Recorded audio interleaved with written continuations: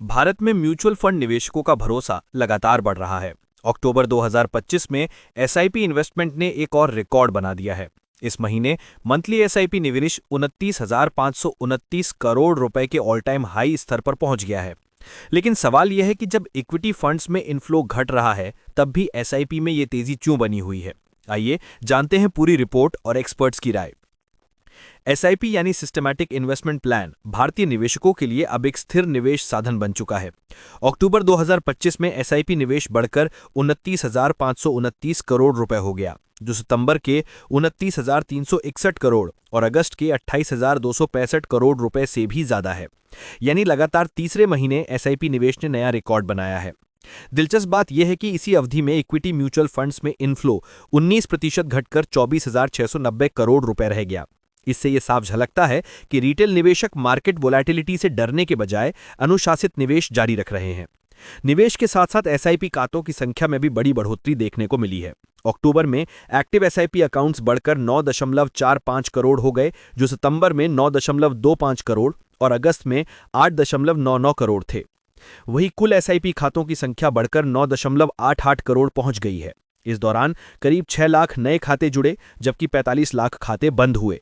ये दिखाता है कि निवेशकों का भरोसा एसआईपी के जरिए लंबे समय तक निवेश पर बना हुआ है।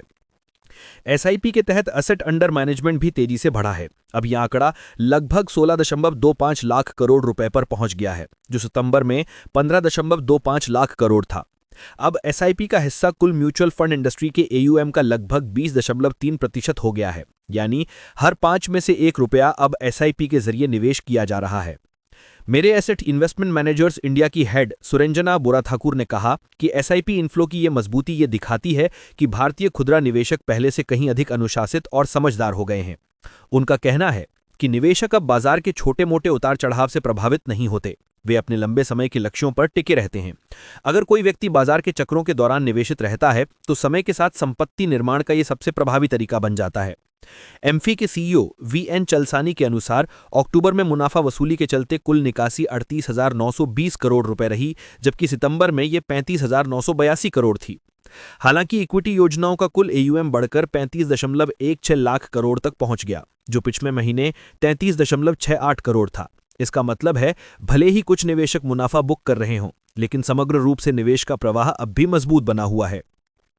एसआईपी निवेश का लगातार बढ़ना इस बात का सबूत है कि भारतीय निवेशक अब बाजार की अल्पकालिक हलचल को नजरअंदाज कर लंबी अवधि के धन सृजन पर ध्यान दे रहे हैं।